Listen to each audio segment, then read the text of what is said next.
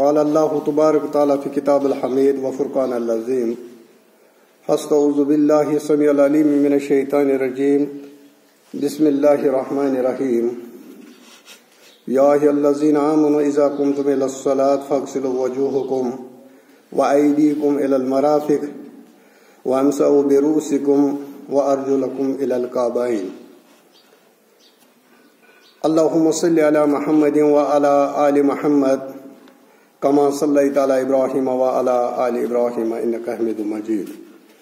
اللہم بارک علی محمد وعلی آل محمد کما بارکت علی ابراہیم وعلی آل ابراہیم انک حمید مجید۔ رب اشرح لی صدری ویسر لی امری واحلل عقدۃ من لسانی یفقہوا قولی رب زدنا علما سبحانک لا علم لنا الا ما علمتنا انک انت العلیم الحکیم آمین یا رب العالمین۔ حمد و ثنا، تعریف، تسبیحات و تحمیدات مالک کل خالق کائنات وحدہ لا شریک رب کے لیے جس کا کوئی شریک نہیں، جو تمام کائنات کو چلانے والا، زمین و آسمان اور اس کے درمیان جو بھی مخلوقات ہیں ہر ایک مخلوق کا مالک اور خالق، بگڑیوں کو بنانے والا، حاجت روا، مشکل کشا، صرف ایک اللہ لا شریک۔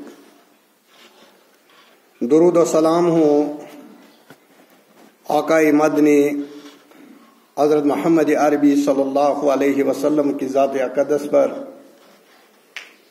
جنہیں اللہ رب العزت نے رحمت بنا کر بھیجا اور قرآن کے اندر اعلان فرمایا وما ارسلناک الا رحمتا للعالمین۔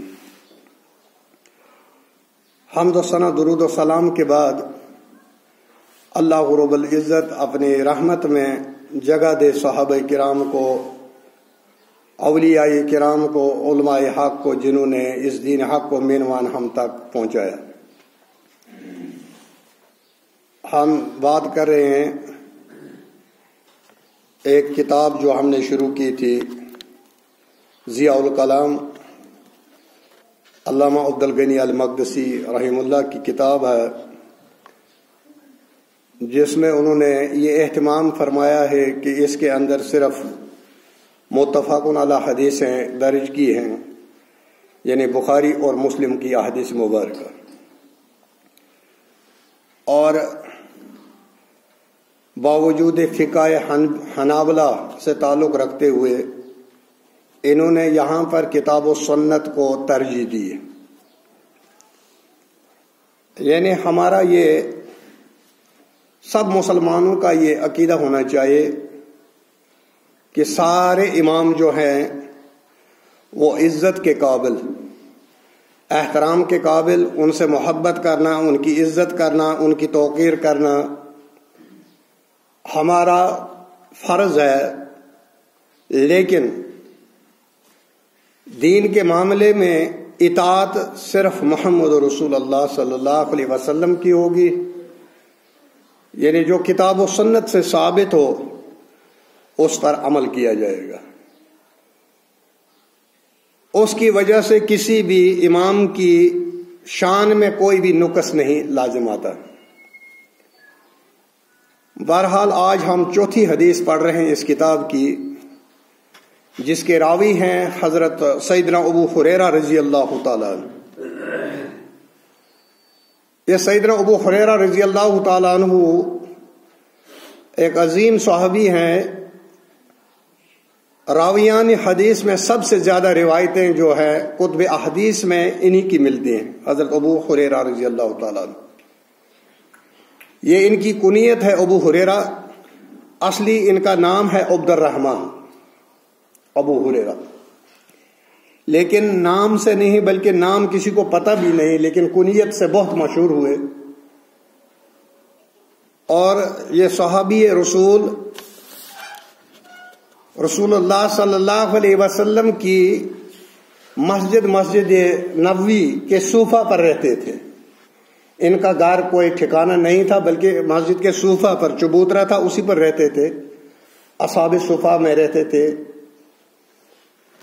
یہ اپنی زندگی کا ایک واقعہ بیان کرتے ہیں کہ مجھے ایک دن جب بھوک لگی، بھوک نے بہت تنگ کیا، بہت ستایا، تو میں مدینہ کی گلیوں میں نکلا اور میں نے سوچا کوئی آدمی ملے اور مجھے گھر لے کر جائے اور مجھے کھانا کھلائے. 2-3 دن سے بھوکا تھا. تو حضرت ابو ہریرہ رضی اللہ تعالیٰ بیان کرتے ہیں کہ جب میں باہر نکلا تو ابو بکر صدیق رضی اللہ تعالیٰ عنہ ملے. سلام دعا ہوا. ابو بکر صدیق رضی اللہ تعالیٰ عنہ بھی چلے گئے گھر. اس کے بعد کہتے ہیں کہ دوسرا آدمی جو مجھے ملا سیدنا فاروق اعظم رضی اللہ تعالیٰ عنہ. خیر خبر خیریت پوچھی اور وہ بھی چلے گئے. اور تیسرا آدمی جو مجھے ملا اس بھوک کے دوران، میں چاہتا تھا کوئی مجھے ملے اور گھر لے کر جائے اور مجھے کھلائے. بھوک نے بہت نڈال کر دیا تھا. تو اتنے میں تیسرے آدمی جو تھے، تیسرے شخص جو تھے، امام الانبیاء حضرت محمد رسول اللہ صلی اللہ علیہ وسلم کی ذات اقدسہ تھی. وہ جب ملے تو انہوں نے میرے چہرے سے پہچان لیا کہ ابو ہریرہ رضی اللہ تعالیٰ عنہ بھوکے ہیں، ان کو بھوک نے بہت تنگ کیا، ستایا ہے. فرماتے مجھے گھر لے گئے اور ایک دودھ کا پیالہ آیا ہوا تھا. تو دودھ کا پیالہ جب آیا، ابو ہریرہ نے سوچا یہ دودھ کا پیالہ مجھے ملے گا، میں بھوکا ہوں. لیکن محمد رسول اللہ صلی اللہ علیہ وسلم نے حکم دیا ابو ہریرہ آپ جاؤ اصحاب الصفہ کو بلا لاؤ. مختلف روایت ہیں 70 آدمی تھے اس صوفہ کے چبوترے پر رہتے تھے، یا جتنے بھی رہتے تھے 50 سے اوپر، 70 کم سے کم 70 نقل کیا گیا، 70 صحابہ تھے اس صوفہ پہ. تو ابو ہریرہ رضی اللہ تعالیٰ عنہ بیان کرتے ہیں کہ مجھے بہت پریشانی لاحق ہوئی. دودھ کا ایک پیالہ ہے جو مجھے بھی پورا سیر نہیں کر سکتا ہے، لیکن نبی کائنات صلی اللہ علیہ وسلم اور اصحاب صفہ کو بلا رہے ہیں. عجیب معاملہ ہے. تو مجھے دل میں پریشانی ہوئی کہ میں آج پھر بھوکا ہی رہوں گا. تو نبی کریم صلی اللہ علیہ وسلم کے حکم کے مطابق بلایا گیا سارے صفہ کے. تو ابو ہریرہ سوچتے ہیں کہ نبی کریم صلی اللہ علیہ وسلم پہلے مجھے پلائیں گے، مجھے پینے کے لیے دیں گے. تو حسب معمول نبی کریم صلی اللہ علیہ وسلم نے فرمایا دائیں سے شروع کرو، اصحاب صفہ بانٹتے چلے جاؤ، پلاتے جاؤ. بیان کرتے ہیں کہ 70 آدمیوں نے پیا، پیالہ ویسا کا ویسا ہی. اس کے بعد بولا ابو ہریرہ رضی اللہ تعالیٰ آپ پیو. بولا میرے پیٹ بھر کے پیا. تو جب میرا پیٹ بھر گیا نبی کریم صلی اللہ علیہ وسلم نے فرمایا پھر پیو. دوسری بار میں نے پیا، لیکن اس پیالے کے اندر دودھ ختم. یہ معجزہ ہے محمد رسول اللہ صلی اللہ علیہ وسلم کا. یہ وہی ابو ہریرہ ہیں رضی اللہ تعالیٰ جنہوں نے اپنے دنیا کو ترک کر دیا، دین کے لیے وقف کر دیا. ہر وقت مسجد نبی میں اصحاب صفہ پر بیٹھے اور نبی کریم صلی اللہ علیہ وسلم جو اپنی زبان مبارک سے بیان کرتے تھے ابو ہریرہ یاد کر لیتے تھے. اور بیان کرتے ہیں کہ پہلے جب میں گیا تو میں بھول جاتا تھا، حدیث میں سنتا تھا اس کے بعد بھول جاتا تھا. لیکن میں نے یہ شکایت نبی کائنات صلی اللہ علیہ وسلم سے کر دی، یا رسول اللہ میں بھول جاتا ہوں. میں جب سنتا ہوں پھر بھول جاتا ہوں. تو نبی کائنات صلی اللہ علیہ وسلم فرمایا ابو ہریرہ جب آئندہ میری مجلس میں بیٹھو تو اپنی چادر کو ایسے پھیلا کر بیٹھنا. تو بیان کرتے ہیں جب میں بیٹھا تو نبی کریم صلی اللہ علیہ وسلم نے فرمایا جب میں حدیث بیان کر چکوں اور اس کو سمیٹ کر اپنے سینے سے لگا لینا. تو ابو ہریرہ رضی اللہ تعالیٰ عنہ بیان کرتے ہیں کہ اس وقت سے لے کر آخر دم تک مجھے کوئی بھی بات جو نبی کریم صلی اللہ علیہ وسلم نے دین کے بارے میں بیان کی اور میں نے یاد نہ کی ہو، مجھے یاد ہوگی، میں کبھی نہیں بھولا. بلکہ اپنے اصلی الفاظ جو نبی کریم صلی اللہ علیہ وسلم کے دہن مبارک سے جو الفاظ نکلے انہی الفاظ میں یاد کرتا گیا، یعنی اس کے بعد میں بولا نہیں۔ تو اس حدیث کے راوی جو ہیں حضرت ابو ہریرہ رضی اللہ تعالیٰ عنہ روایت کرتے ہیں کہ رسول اللہ صلی اللہ علیہ وسلم نے ارشاد فرمایا، جب تم میں سے کوئی ایک وضو کرے، جب تم میں سے کوئی ایک وضو کرے، کیونکہ نماز جب پڑھنی ہے پہلے ہم نے وضو کرنا، وضو کے احکام و مسائل ہمیں پتہ ہونے چاہیے، تب جا کر جب ہمارا وضو درست ہوگا تب جا کر ہماری نماز درست ہوگی۔ پہلے وضو کے مسائل، پہلے اس کے سے پہلے ہم نے پانی کے مسائل پڑھے کہ پانی کے لیے کون کون سی شروط ہیں، کیسا پانی ہونا چاہیے۔ اسی طرح سے جب ہم وضو کریں گے تو وضو کے آداب، اس کے احکام و مسائل لازمی ہیں ایک مسلمان کو سیکھنا، تاکہ اس کا وضو درست ہو جائے اور اس کی وجہ سے اس کی نماز جو ہے وہ قبول ہو جائے، قبولیت کے درجے پر پہنچ جائے۔ حضرت ابو ہریرہ رضی اللہ تعالیٰ بیان کرتے ہیں کہ نبی کریم صلی اللہ علیہ وسلم نے فرمایا، جب تم میں سے کوئی ایک وضو کرے تو وہ اپنی ناک میں پانی ڈالے، ناک میں پانی ڈالے، چڑھائے۔ کیسے پتہ چلتا ہے؟ جب ایک آدمی ناک میں پانی چڑھاتا ہے تو دماغ میں تھوڑا سا محسوس ہوتا ہے کہ مجھے پانی چڑھ گیا۔ اگر دماغ میں تھوڑا سا درد جیسا ہوتا ہے، سر میں تھوڑا سا درد ہوتا ہے جب لگتا ہے ناک میں پانی زیادہ اوپر چڑھانا ہے جس طرح سے شریعت نے حکم دیا ہے، تو تم میں سے جب بھی کوئی وضو کرے، جب بھی کوئی وضو کرے تو وہ ناک میں پانی چڑھائے اور اس کے بعد پھر اسے چھینک دے اور اس کو صاف کرے، بائیں ہاتھ سے اس کو صاف کرے۔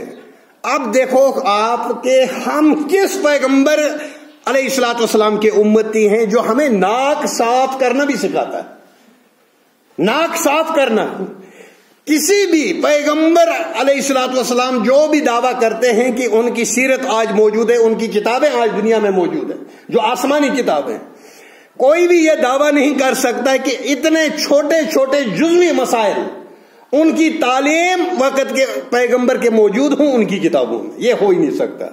یہ شرف کس کو ہے؟ وہ اس شریعت کو جس شریعت کو محمد رسول اللہ صلی اللہ علیہ وسلم کو دے کر بھیجا گیا اور انہوں نے صحابہ کے حوالے کیا اور ہم تک یہ پہنچا۔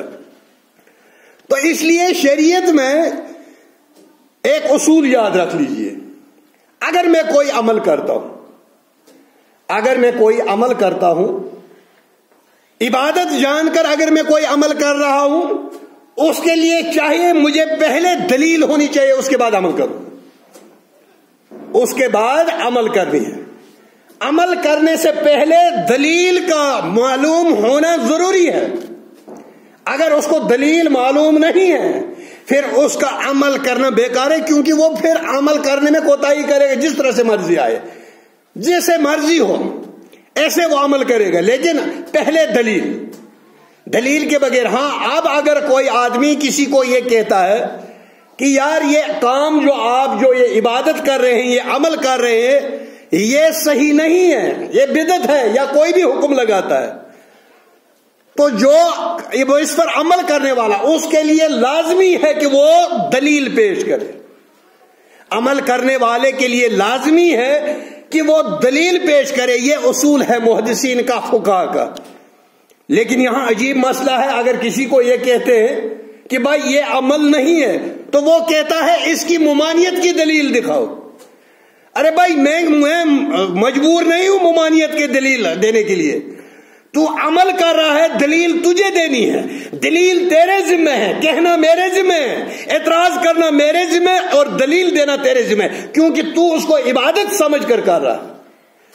آپ یہی لیجئے، شب معراج جو ہے، معراج محمد رسول اللہ صلی اللہ علیہ وسلم کی معراج ہوئی، کوئی مسلمان اس کا منکر نہیں ہے۔ نبی کریم صلی اللہ علیہ وسلم مسجد حرام سے مسجد اقصیٰ گئے، وہاں سے سدرۃ المنتہا گئے، 5 نمازیں دی، سورہ بقرہ کی آخری آیات ان کو دی گئی، یہ تحفہ ملا محمد رسول اللہ صلی اللہ علیہ وسلم کو، اس کا کوئی بھی انکار نہیں کر رہا۔ لیکن کوئی آدمی یہ کہہ دے 27 شعبان کو ہوئی ہے، اس کے ساتھ ہمیں اختلاف ہے، وہاں کوئی بھی موجود نہیں، کسی بھی حدیث میں یہ موجود نہیں کہ 27 شعبان کو ہوئی ہے، بلکہ کچھ روایتوں کے اندر آیا یہ ماہ ربیع الاول میں ہوئی ہے۔ بہرحال ہمارا مسئلہ جو ہے وہ معراج ہوئی ہے اس پر ہے. اب اس کو مخصوص کرنا کسی دن میں جب مخصوص کیا گیا، اس کے لیے عبادات کرنے لگے، اس کے لیے شب بیداری ہونے لگی.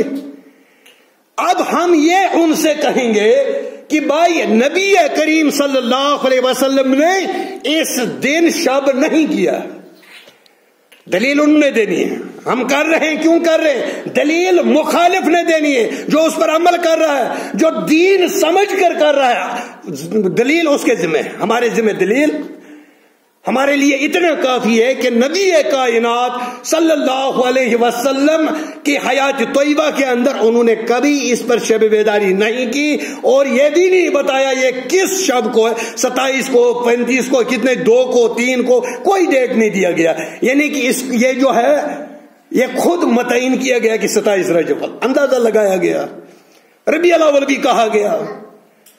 لیکن معراج کا انکار کرنے والا دائرہ اسلام سے خارج ہو جائے گا جو معراج کا انکار کرے گا. کیوں؟ جس نے معراج کا انکار کیا اس نے قرآن کی آیت کا انکار کیا، سبحان الذی اسری بعبدہ، آخری آیت تک اس کا انکار کر دیا.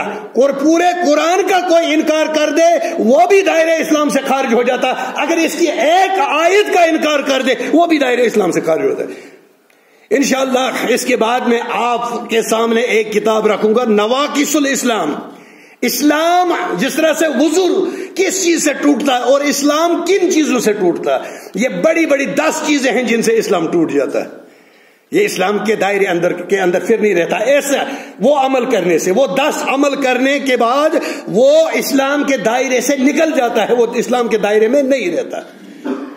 اس لیے مجموعی طور جو معراج ہے، معراج، شب معراج، رسول اللہ صلی اللہ علیہ وسلم کی معراج ہوئی، مسجد حرام سے مسجد اقصی، سدرۃ المنتہی، آسمانوں کی سیر ہوئی، نبیوں سے ملاقات ہوئی، یہ سب کچھ ہمیں اس پر ایمان ہے، ہم مانتے ہیں. کوئی بھی اس کا انکار کرنے والا وہ دائرہ اسلام سے خارج ہو جاتا ہے.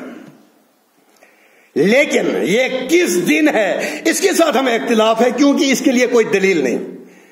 جب کوئی آدمی 27 کو شب کرے گا وہ پہلے ہمیں یہ دلیل دے گا کہ نبی کریم صلی اللہ علیہ وسلم کے حدیث میں موجود ہے یا قرآن میں موجود ہے.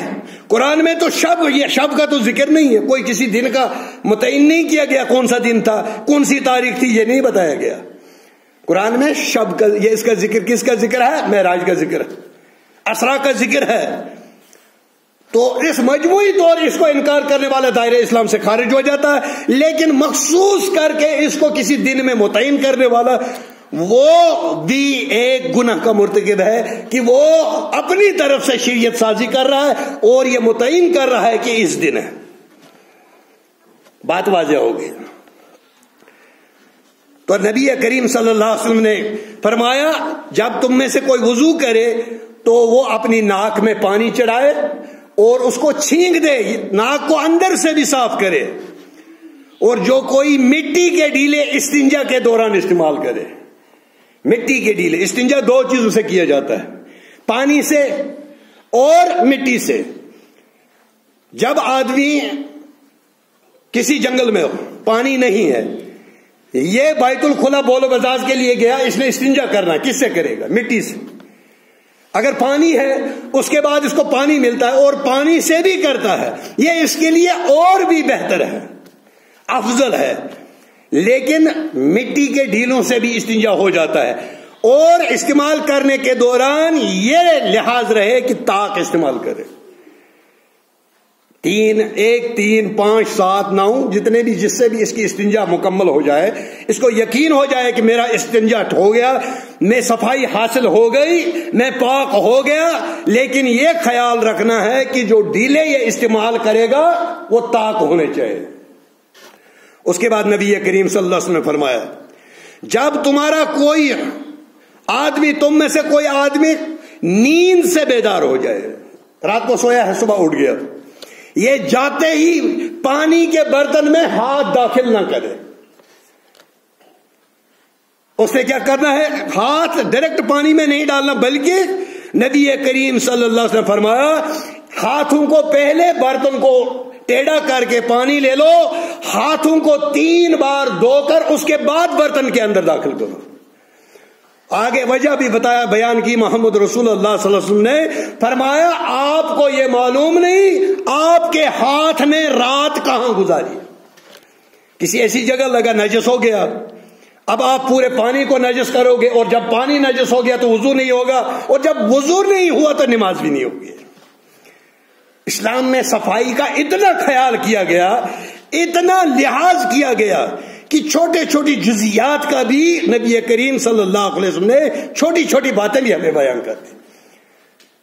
ناک صاف کرنا اس کو بھی سکھا دیا کہ کیسے ناک صاف کرو گے، تو نبی کریم صلی اللہ علیہ وسلم نے فرمایا جب نیند سے تم میں سے کوئی اٹھے ڈائریکٹ برتن کے اندر ہاتھوں کو داخل نہ کرے، پہلے تو اپنے ہاتھوں کو 3 بار دھوئے، اس کے بعد 3 بار دھونے کے بعد اب برتن میں داخل کرے، کیونکہ ہاتھ صاف ہو گئے، اب پانی نجس نہیں ہوگا۔ اس کے بعد نبی کریم صلی اللہ علیہ وسلم کی حدیث جو مسلم کے اندر ہے، مسلم کے الفاظ یہ ہے وہ اپنی نتھوں میں پانی پہنچے۔ نتھیں کس کو بولتے ہیں؟ ناک کے سوراخ کے لاسٹ پر جو ہڈی جیسی کرکر ہڈی جیسی ہوتی ہے، ان نتھوں تک اتنا پانی ناک میں چڑھانا ہے کہ اس کے دماغ کو محسوس ہو جائے اور پھر چھینک دے۔ لیکن یہ عمل باقی 11 مہینوں میں یہ کرے گا، لیکن ماہ رمضان میں یہ حکم نہیں، ماہ رمضان میں یہ ہلکا پانی چڑھائے گا، کیونکہ دماغ کے ذریعے بھی اگر اس کے معدے میں پانی پہنچ گیا اس کا روزہ ٹوٹ جائے گا۔ یا اس کو گرارے کرنے کے لیے نبی کریم صلی اللہ علیہ وسلم نے فرمایا گرارے کیا کرو گلے کو صاف ہونے کے لیے، لیکن ماہ رمضان میں یہ حکم نہیں ہے، کیونکہ گرارے کرتے کرتے پانی اندر چلا گیا روزہ ٹوٹ جائے گا، تو اس لیے ان چیزوں کا لحاظ کرنا چاہیے۔ اب اس حدیث کے اندر سے جو مسائل ہمیں فقہی مسائل ملتے ہیں، پہلا مسئلہ وضو کے دوران چہرہ دھوتے وقت ناک میں پانی داخل کرنا اور پھر اسے نکال کر پھینکنا، اور حدیث کی اصطلاح میں اس کو کیا کہتے ہیں؟ استشاق و استشار، ناک میں پانی چڑھانا اس کو صاف کرنا۔ اور دوسرا مسئلہ اس کے اندر نکلا ناک کے ظاہری حصے جو باہر سے نظر آتا ہے، جب ہم منہ دھوتے ہیں 3 بار تو ظاہری حصہ جو ہے وہ دھل جاتا ہے، ظاہری حصہ دھل جاتا ہے، وہ چہرے کے ضمن میں آتا ہے، جس کے لیے قرآن کریم کا حکم ہے فاغسلوا وجوہکم، اپنے چہروں کو دھو لو، اتنا کافی ہے۔ ظاہری حصہ اس میں دھل جاتا ہے، لیکن اندر والا حصہ جو ہے وہ حدیث کے حکم سے جو نبی کریم صلی اللہ علیہ وسلم نے سکھایا، ناک میں پانی چڑھاؤ اور اس کو چھینک دو، ناک صاف کرو تاکہ اندر سے بھی صفائی ہو جائے۔